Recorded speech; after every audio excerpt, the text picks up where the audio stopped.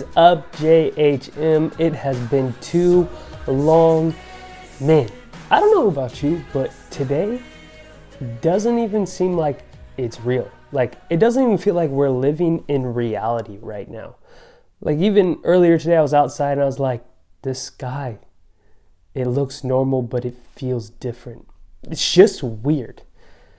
And it all felt like it wasn't that long ago that we were in the middle of like normalcy, or like we're just cruising on along in life, and the water could be a little bumpy sometimes, but overall it's okay. It doesn't feel like that big of a deal. But then all of a sudden you started hearing things about people getting sick with this new flu, and then you started hearing about people passing away because of the flu. And we were able also to be like, well, they were older with pre-existing conditions, this and that, and it wasn't so much a big deal. And then we heard about a school closed down, kind of close by to us, in fear of what was going on. Then all of a sudden, every school was closed down just to try to manage this whole thing. And then workplaces started to slowly close down. And now even the church, we're not allowed to gather in groups of more than like 5 or 6 people, which then forced us to close pretty much the whole building down and do everything via like this video. It's just weird. And I don't know about you, but it's a little difficult for me right now, being an extrovert who loves to talk to people and hang out with people, and now I'm stuck in lockdown is where we're currently at. It's all pretty wild right now. But anyways, we still want to talk about things that we're dealing with currently, and that's why I think it's still so important that we meet or come together and talk about Jesus or what he's doing in our life right now. But it all leads us to where we're at today. If you guys were checking out our Instagram earlier, you seen that we stopped doing our last message series called Social, and it talked about having real interactions with 2 people. Well, that doesn't really work in a time of lockdown. So now we're going to be starting a new series this week, and for the next 4 weeks, we'll be in a series called Sinking Ships. Now, what is this all about? It's all about how to survive in times of chaos. I'm going to get out of the way for this right now. Sinking ships. Like I was saying earlier, it felt like everything was just fine. Like, the water could be a little rough, but all of a sudden now we're in a space or a time where everything is falling apart, and it feels like the ship we were on is now sinking, almost like the Titanic. Don't let go, Jack. Anyways, we got to continue on. But it's all going to be about one passage in Matthew. It's Matthew 8:23 to 27. And this is a passage about where all the disciples are on a boat and a crazy storm comes in and Jesus comes and stops it all. Let's read it right now. Matthew 8:23 to 27. It says, "Then Jesus got into the boat and started across the lake with his disciples. Suddenly, a fierce storm struck the lake with waves breaking into the boat, but Jesus was sleeping." Verse 25, "The disciples went and woke him up, shouting, 'Lord, save us. We're going to drown.' Jesus responded, 'Why are you afraid? You have so little faith.' Then he got up, rebuked the wind and waves, and suddenly there was a great calm." Verse 27 says, "Then the disciples were amazed. 'Who is this man?' they asked. 'Even the winds and the waves obey him.'" I believe that just like in those moments where the disciples were facing their ship sinking, God wants to do a miracle right now. What does that mean? I mean, he wants to turn panic that we're all feeling into peace.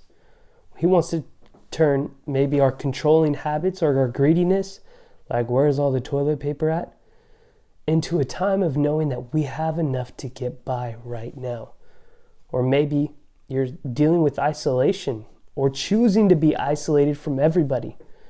And he wants to turn that time, which can be unhealthy isolation, into a time of connection. And all these things are actually possible as long as we believe in the miracle work of Jesus, our God who is always in control of every moment, who is a God that wants the greater good for all of us. Psalms 46:1 says this: God is our refuge and strength and an ever-present help in trouble. Man, I look at that verse and I go, wow, I feel like right now is a time of chaos and trouble. But God doesn't really feel like he's in this moment right now. But I want to encourage you today that God is actually in the moment you're living in right now. And he wants to perform a miracle in your life. Now, I want to begin to wrap up today with a passage out of John. And it's one of the most classic miracle moments that we all know about. It's when Jesus turned water into wine. Now, you're probably sitting here thinking, Bronson, the junior high pastor is about to talk about wine in church. But we're not in church, but we're gathered together like a church. What is actually going on? Yes, it's okay. For tonight, we're going to talk about alcohol while technically in church. We're going to find this passage in John 2:1-9. Let's read it real quick. The next day, there was a wedding celebration in the village of Cana in Galilee. Jesus' mother was there, and Jesus and his disciples were also invited to the celebration. The wine supply ran out during the festivities, so Jesus' mother told him, "They have no more wine." Jesus responded with this: "Dear woman, that is not our problem. My time has not yet come." But his mother told the servants, "Do whatever he tells you." Verse 6, standing nearby were 6 stone water jars used for Jewish ceremonial washing. Each could hold 20 to 30 gallons of water. Jesus then told the servants, "Fill the jars with water." When the jars had been filled, he said, "Now dip some out. Take it to the master of the ceremonies." So the servants followed his instructions. When the master of the ceremonies tasted the water that was now wine, not knowing where it had come from, though of course the servants knew, he had called the bridegroom over. Let's take a moment and really grab onto this scene or this story that we fall into. Now, when I hear about weddings, and more particularly when girls talk about their weddings, it's something that is a really big deal to them. Like, it's a bigger deal than graduating from junior high or graduating from high school or even finishing college. It is a huge deal. Girls are usually planning their weddings the second they can actually start thinking. Maybe even the first time they see a Disney movie and they see a princess get married to their Prince Charming.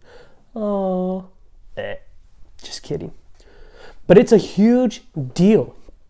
And when you think about weddings and all of it that comes with it, maybe in today's context, it might be really easy to put on. But in reality, it's really not that easy. Still to this day, there are people who take almost a year to plan a wedding. And let's think about this. A year to plan a wedding. We have cell phones, we have computers, we have telephones, we have cars. We have a whole lot more things than they did back at this time. Let's break it down to even more simpler ways. Let's think about them just to find a place to do the wedding. They first have to go out and find a location to have a ceremony. Remember, they don't have cars. And remember, there is a young woman who has been planning this day her whole entire life. And if they don't think something is part of the vision or perfect to them, it's gonna be a no. So first they gotta locate the place that they want to be at. Then they have to find the owner of the land or the building and find out what days work for them. And then they have to go back to all of their family and everybody else, the 2 different families, and ask what day actually works for them. And if neither of them can find a similar date, they have to restart that whole process. We haven't even talked about making invitations, getting the word out that this is happening, getting food. All of those other things haven't even come into play. This is how much of a big deal a wedding is back then.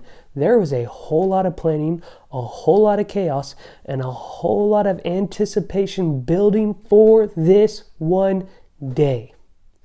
And the day finally comes for this wedding. And at a moment's notice, everything goes from normal to complete chaos when somebody points out that there was no more wine. You guys are probably thinking that's not really a big deal. It's just something to drink. I'm sure they can grab something else. Well, back then, it wasn't not just a big deal. It was a huge deal. For these parents, they could have taken this moment and maybe felt like they weren't good enough, like they didn't provide enough for their guests to have a good time. And now all those thoughts are happening. And now they're starting to tell people to go to certain areas or do certain things in order to get more wine. So there's absolute chaos happening in this moment. I bet they're feeling similar to how maybe we were feeling when everything started to fall apart or when lockdown started to happen. But you realize something, that in a moment's time, Jesus was prepared to do a miracle that everybody was going to benefit from. And in a moment's time, Jesus turned this water, this simple thing, into wine.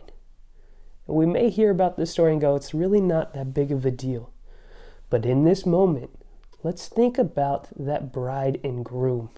They were probably freaking out that there wasn't enough to get by the rest of this event that they'd probably been planning for a very long time, that this girl had been dreaming about for a very long time. And Jesus stopped in that moment and turned water into wine and performed a miracle. I believe over the next 4 weeks, we're going to be able to take many things from this passage in Matthew that we first started to talk about, and we'll have other passages along the way. But I believe God is calling us to lead in a new way. If you're sitting here thinking that you have no chance to lead anywhere at any time because you're just a junior hire, that's just not true. Most of us have siblings or maybe cousins that live with us. Most of us have friends who are watching how we're responding to this time of chaos. And believe it or not, our parents might follow our lead depending on how we respond to these chaotic times. Guys, I'm so excited of what God wants to do in these times. And I believe that God is going to do a miracle in your life over these next couple weeks. Let's all join together and pray for the miracles that we believe God is going to do to see us through these crazy times. I'm so excited again that we have an availability to connect on social media or on YouTube or any other video platforms that are out there. And I would love to hear your feedback on how we can connect with you better or in a new way. We'll see you later.